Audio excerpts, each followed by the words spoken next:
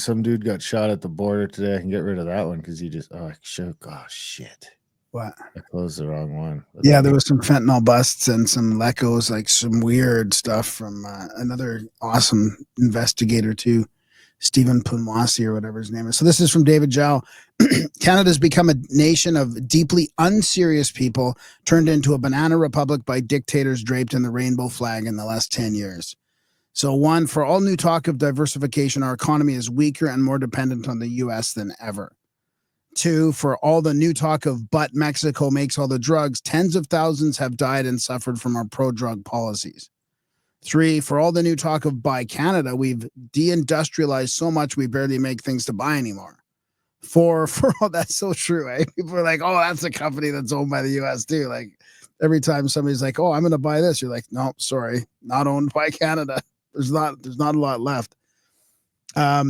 For all the talk of invest in Canada, our own pensions have decided this country is uninvestable. Five, for all the talk of Canada healthcare, more people have died directly from wait lists since 2020 than from COVID. Oof. Canadians rose up to demand war on Americans without realizing we've been at war with ourselves for years. One, we want to cut off America's access to trade when our own citizens have had their bank accounts cut off.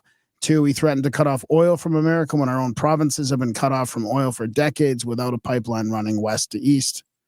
Our leaders are deeply unserious people, incapable of introspection. They think the world revolves around them. They finally wish to act only when their comfort is threatened.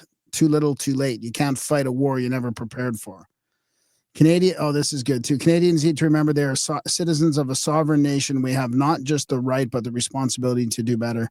We now have once-in-a-lifetime opportunity. People are awake for the first time. We need to demand better from each other. We need to demand better from our leaders and media. So, yeah, that's a good post. I agree. You could demand all you want. It ain't going to happen. True. I do agree with that, too.